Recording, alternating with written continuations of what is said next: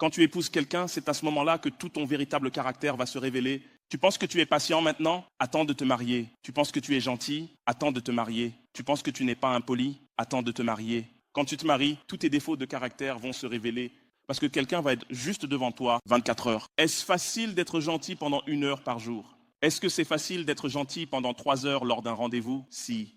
Tu vas être quelqu'un pendant 24 heures. Si tu as un mauvais caractère, cela va se voir. Donc, une des raisons pour lesquelles Dieu a conçu le mariage, l'une des raisons du mariage, est de nous aider à développer un caractère semblable à celui du Christ. Donc, tout ce que tu dis avoir appris spirituellement, tu le montreras dans le mariage. Tout ce que tu dis savoir, tout ce que tu prétends. C'est pourquoi, quand les gens ne veulent pas être sérieux avec Dieu, ils se contentent de choses spirituelles et ne se connectent pas aux êtres humains. Ta spiritualité n'est pas mise à l'épreuve par la façon dont tu es en présence de Dieu, mais par la façon dont tu es en présence des hommes. Tu as compris? Je vais le redire. Ta spiritualité, c'est pourquoi ne te préoccupe pas de quelqu'un à cause de la façon dont il adore à l'église. Oh mon Dieu! On trouve des gens qui sont des experts en adoration et ils pleurent pendant l'adoration parce qu'ils ont offensé beaucoup de gens. Alors ne tombe pas dans le piège de regarder comment un homme ou une femme adore, s'agenouille et pleure en pensant que c'est mieux. Non, ce n'est pas la façon dont il se comporte en présence de Dieu qui compte. Regarde comment il se comporte en présence des gens. Tu sais, l'artiste a juste dit que le plus grand commandement, c'est ça. Tu aimeras l'amour de Dieu de tout ton cœur et tu diras que tu aimeras ton prochain. C'est comme ça que nous allons vérifier si ton amour pour Dieu est réel. Est-ce que quelqu'un est là? Donc ça construit ton caractère, d'accord? Ça construit ton caractère. C'est pourquoi, si tu es chrétien et que tu fréquentes l'église, c'est bien de servir dans l'église. C'est l'une des façons dont ton caractère est mis à l'épreuve. Tu apprends que le mariage, c'est du service. Ça pourrait juste être deux personnes qui se servent l'une l'autre. Donc, quand tu rencontres quelqu'un qui ne sert personne et que tu veux l'épouser, comment penses-tu qu'il va juste commencer à te servir? Ils n'ont pas d'expérience professionnelle. Pas d'expérience professionnelle. Le mariage a été très facile pour moi. Une des raisons pour lesquelles c'était facile pour moi, c'est que j'avais déjà servi des gens avant de rencontrer ma femme. Je servais des milliers de personnes qui ne se souciaient même pas. Parfois, donc servir une personne, petit faire.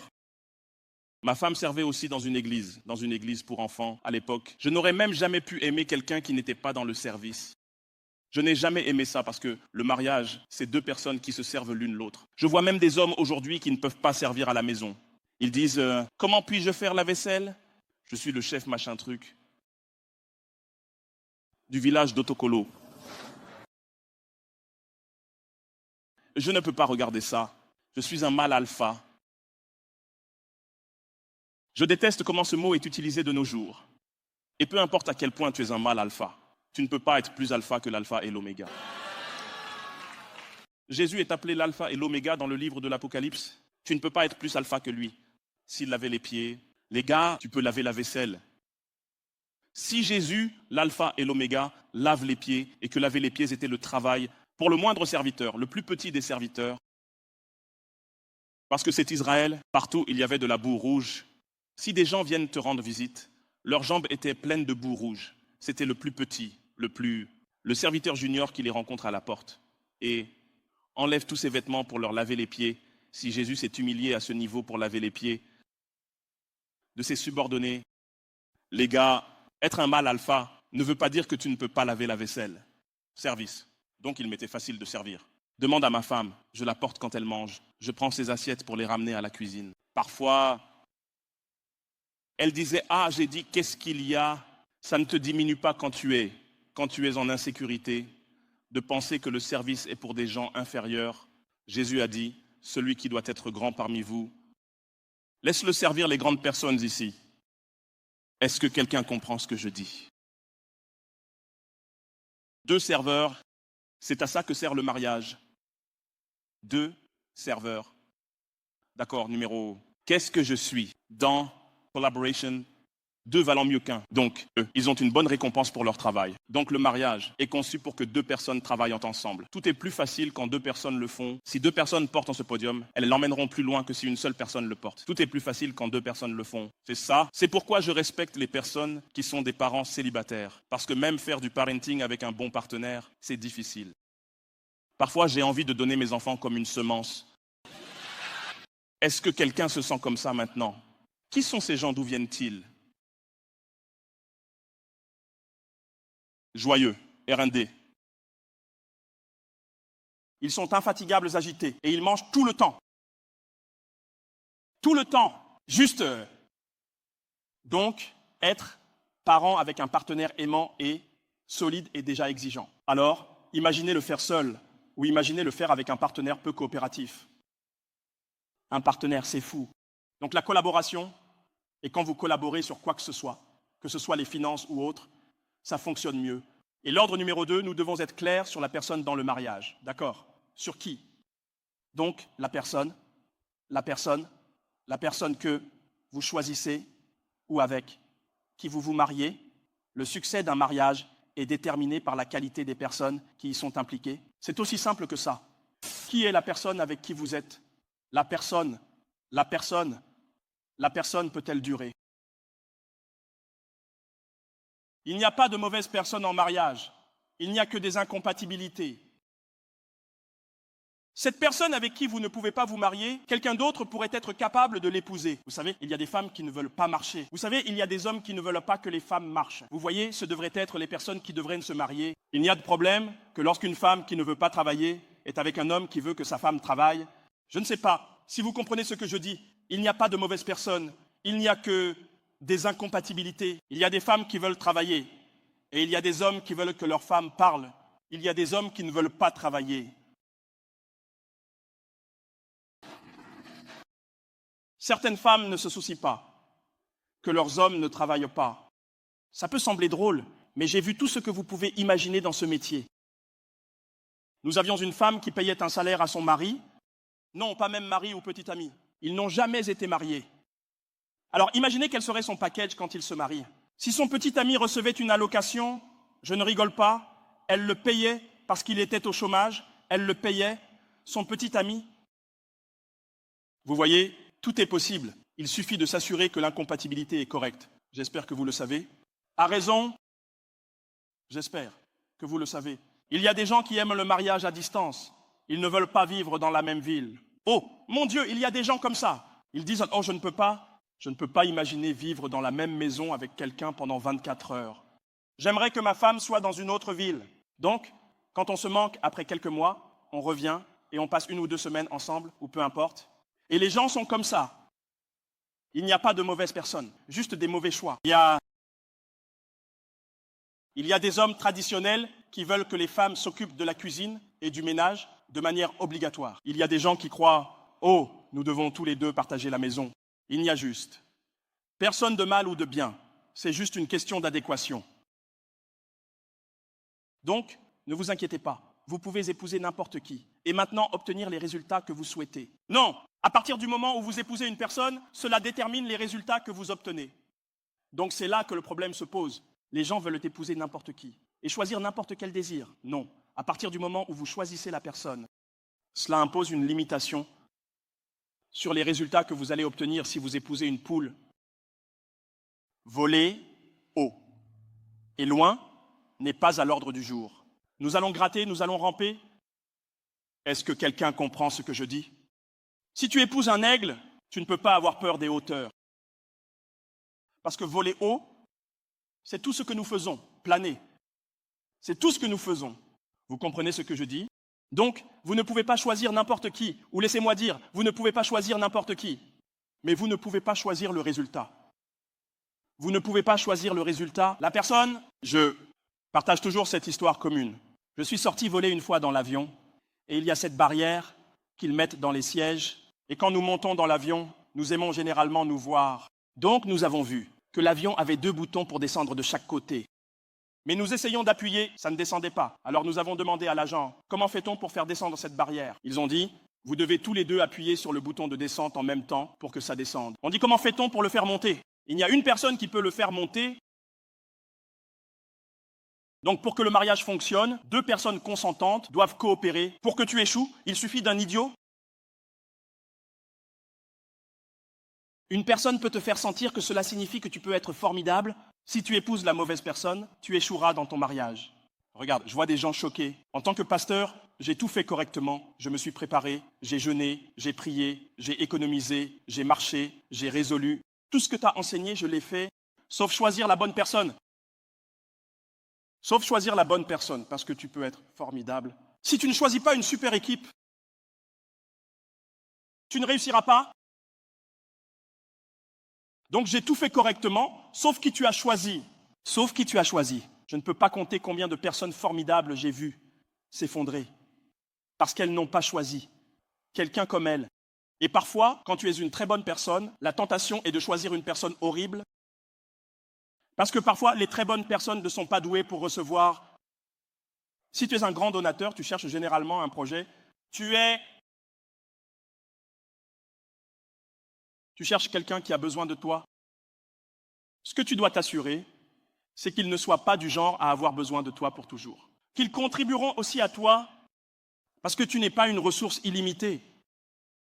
Quand les enfants commencent à arriver, quand la pression de la vie commence à se faire sentir, tu aimerais avoir quelqu'un qui te donne aussi, mais malheureusement, tu épouses un total preneur. Épouser un projet, il ne se mettra jamais sur ses pieds, ou elle ne se mettra jamais sur ses pieds. Alors, après un certain temps, tu remarqueras quelqu'un qui a épousé un projet. Elle savait que c'était un projet, puis, 10 ans après le mariage, elle est maintenant fatiguée. Tu vois, les courses de longue distance et de courte distance sont différentes. Pour la courte distance, c'est une petite réserve d'énergie, alors que pour la longue distance, c'est de l'endurance. Pas de vitesse. Alors, tu pourrais penser, je peux gérer ce gars maintenant, ou cette fille maintenant. 10 ans dans la vie, tu ne seras pas aussi fort que ça.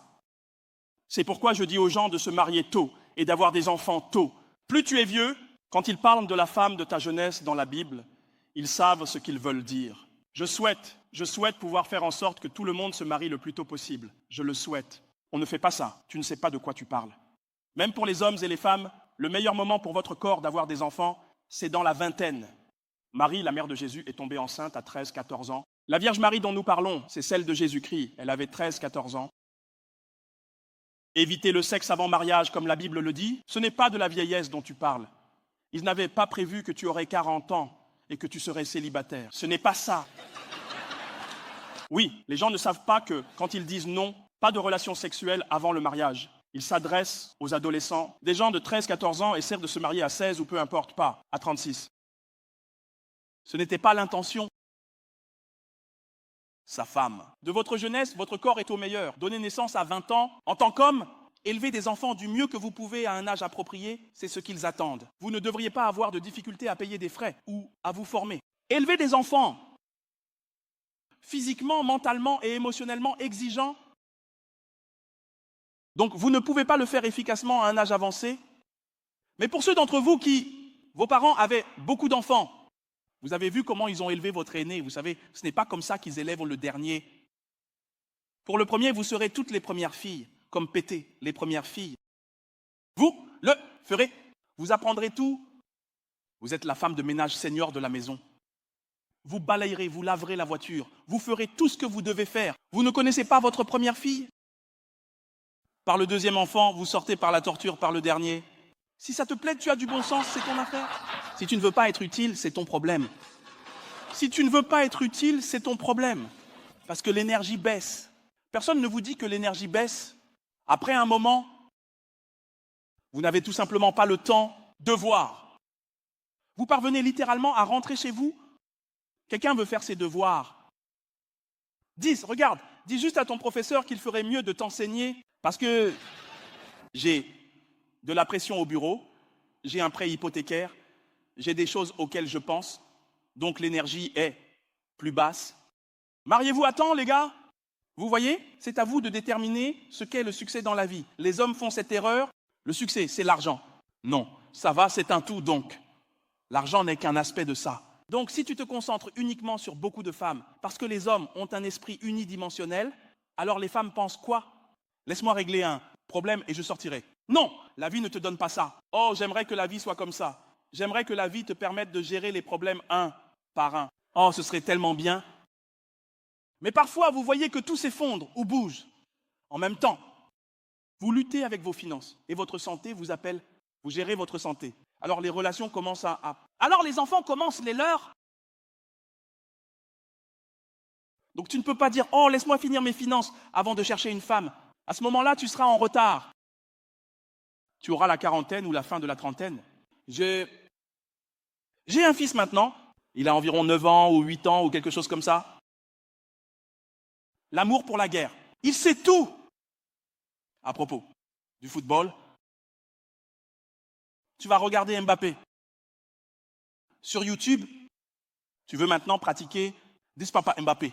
J'ai vu Mbappé. Dis qui est Mbappé. Tu veux pratiquer, mais maintenant on sort et on joue pendant 2 minutes et je ne peux pas respirer. Je dis, va t'asseoir. J'ai essayé pour aujourd'hui. C'est ce que tu veux commencer. À un âge avancé, et certains d'entre vous ne savent même pas s'il y aura un retard avec l'enfant. Mais ça nous a pris 8 ans. J'ai vu des gens qui ont attendu. Je suis allé à l'esprit à 50 ans passés, puis le retard est arrivé, est venu avec des enfants. Nous avons attendu 8 ans. Donc tu pourrais même te marier à 40 ans. Alors dans 8 ans, j'aurai 48 ans. C'est à ce moment-là que mon premier enfant naîtra. Nous serons 2 à dormir. Nous dormirons tous les 2. Maintenant, nous nous portons à 48 ans. Première chance. C'est ce que certains gars veulent faire. Alors, regarde, marie-toi à temps, grandis. Le meilleur moment pour un gars de se marier, c'est avant 30 ans. Définitivement. Si tu peux l'être assez mature, comme toujours. Oh, pasteur, c'est la situation économique. Personne ne te met cette pression. C'est toi qui veux vivre dans un manoir. Commence là où tu es. Tu peux commencer là où tu es. Déménage hors de la ville. Fais tout ce que tu dois faire. Commence petit. Tu vois, le mariage apporte tellement de bénédictions financières quand tu es marié, surtout avec la bonne personne. D'accord, parce que quelqu'un dit, tu ne sais pas avec qui je suis marié, tu ne veux pas te marier, lequel? Si tu peux le diriger, parce que chaque fois que je disais, pourquoi est-ce que tu te maries, Marion Wizard? Tu te maries, Marion Wizard. Si tu trouves la bonne personne, tu pourrais trouver la bonne personne. Tu verras, tu sais, quand ils disent que 2 valent mieux qu'un. Ah, nous allons faire une chose financière l'année prochaine. Parce que j'ai besoin que tous les couples comprennent. Chaque couple peut être riche et devrait l'être. Et maintenant, tu dois être riche. Parce que j'ai découvert ce qui pousse les gens, avec des parents, à avoir de l'argent en Israël. Nous devons tous les 2 travailler. Donc personne ne peut avoir du temps pour les enfants. Et écoute, le plus grand cadeau que tu peux offrir à tes enfants, ce n'est pas Nintendo. C'est le moment. Et l'une des façons dont tu peux te permettre ce temps, c'est d'avoir de l'argent. Donc je vais m'attaquer à l'argent l'année prochaine. C'est mon plan. Parce que j'ai vu que beaucoup de couples, il n'y a pas moyen qu'ils puissent être parents. Ils ne peuvent pas dire aux enfants, lequel es-tu? Encore? Parce qu'ils travaillent à 2/4, leurs parents. Ce problème à la porte, une personne, c'est bien pour l'instant. Mais c'est bien quand ça donne juste. Et ça reste collé à moi, tu sais. Comme tu entres, je bouge. Et ça fait 5 ans que je fais attention à ça. Agir 9/4 d'argent, 19/4. Tes parents, les enfants ne vous ont vu ensemble au même endroit. Un gars a dit qu'il a démissionné de son travail quand son enfant l'a appelé tonton. Il a dit qu'il se disait « ça ne va pas me tuer ». Je te raconte une histoire vraie. Donc vous devez connaître le plan de Dieu pour l'argent. Et quand 2 personnes se rassemblent, cela devrait avoir un impact sur les finances si elles travaillent en équipe. Si vous ne vous attaquez pas à l'argent, vous ne pouvez même pas être parent. Vous ne pouvez pas être parent. Vous voulez assister aux activités des enfants. Vous ne pouvez pas y assister. Vous voulez assister au football. Vous pensez à l'argent. Vous devez comprendre que nous allons nous en occuper. Vous devez arriver à un point où ce n'est pas chaque affaire que vous devez accepter. Vous devez déterminer ce qu'est le succès. Donc, à un certain niveau de la vie, avoir plus d'argent, c'est un échec. C'est ce que le monde ne vous enseigne pas. C'est un échec. C'est le monde n'enseigne pas. Le monde enseigne juste à gagner plus d'argent, à gagner plus d'argent. Et les gens gagnent juste plus d'argent tout en perdant tout le reste. Ce n'est pas juste de l'argent, de l'argent, de l'argent. Ce n'est pas une maison plus grande. Parfois, une maison plus petite est le succès. Oh, quelqu'un n'a pas compris ce que j'ai dit. Parfois, le succès, c'est une maison plus petite. La Bible dit qu'il vaut mieux vivre dans une petite maison où il y a de l'amour que dans un manoir où il n'y a pas d'amour. Où il n'y a pas d'amour. Je vous ai parlé il y a environ 5 ou 7 ans. Ils ont découvert que 9 des 10 hommes les plus riches du monde étaient divorcés. 9 sur 10. Donc l'argent n'est pas tout. Est-ce que quelqu'un est là? Alors, qui est la personne avec qui vous entrez dans le mariage? D'accord, c'est le numéro 1. Maintenant, si vous n'avez pas mon livre intitulé « Qui devrais-je épouser ?» S'il vous plaît, si vous êtes célibataire, comprenez. Nous sommes coachs. Donc même si vous êtes marié, s'il vous plaît, procurez-vous les livres, faites-moi confiance, vous en aurez besoin. Ne dis pas à un pasteur, je n'aime pas lire ça. D'accord, vous n'avez pas besoin de lire tout le livre de A à Z. Parfois, un chapitre, une ligne, c'est tout ce que nous avons, la sagesse dont vous avez besoin. S'il vous plaît, commencez à apprendre. Ne dites pas je suis déjà marié, non, vous aurez des enfants.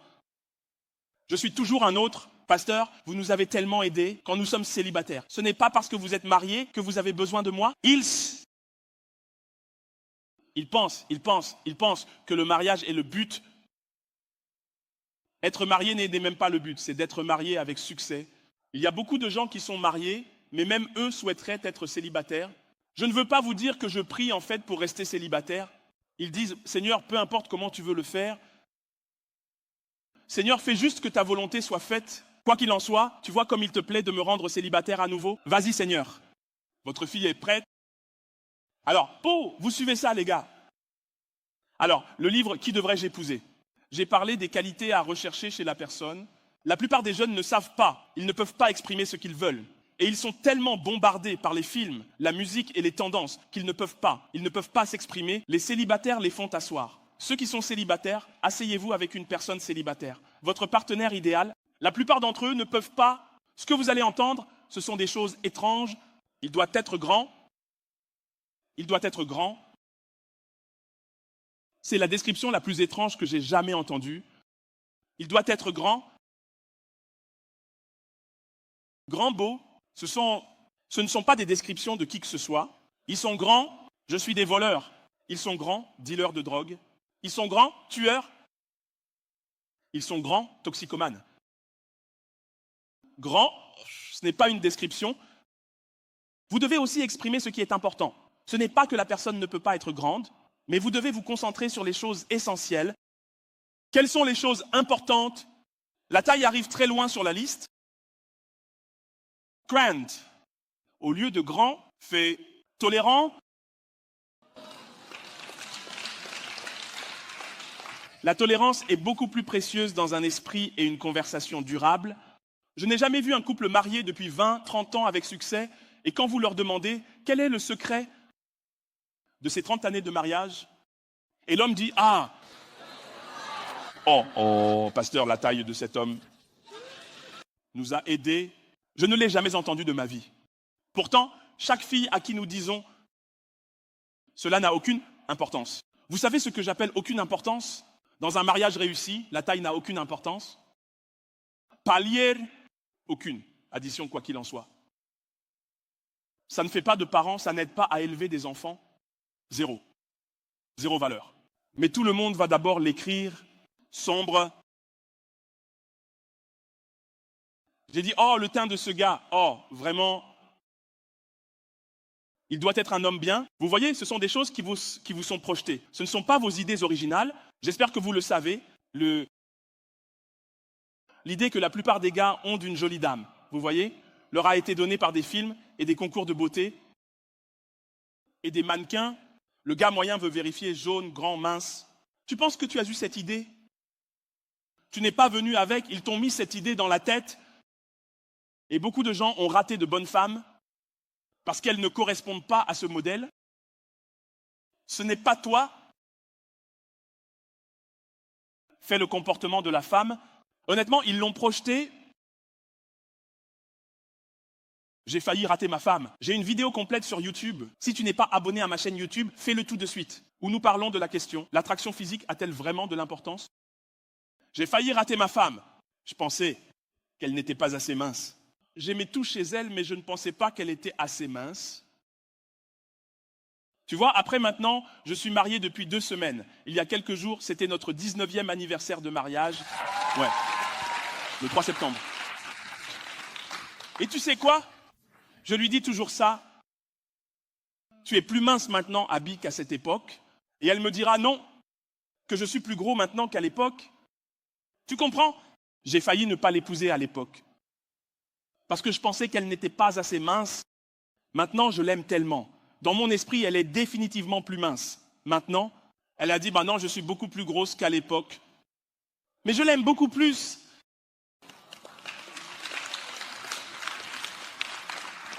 Parce que quand les choses deviennent sérieuses, quand tu entres dans le vrai mariage, les choses qui ont de la valeur pour toi ne sont pas sa silhouette. Fais-moi confiance. Quand tu as 3 enfants qui courent dans la maison, essayant de te rendre fou, ce n'est pas la silhouette d'une femme que tu cherches.